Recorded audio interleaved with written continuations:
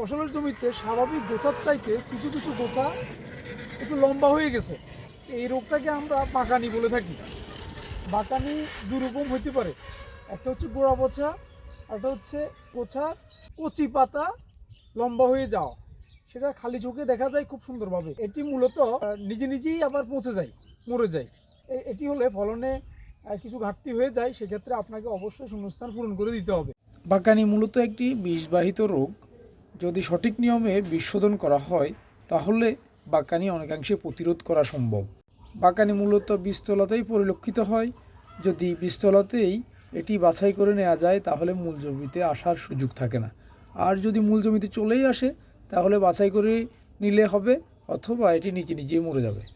Urea সার প্রয়োগ বন্ধ রাখতে হবে। এমওপি সার বিঘা প্রতি 5 থেকে 7 কেজি উপরি প্রয়োগ করতে হবে এবং জমির পানি সম্পূর্ণ শুকিয়ে আবার নতুন করে পানি দিতে হবে।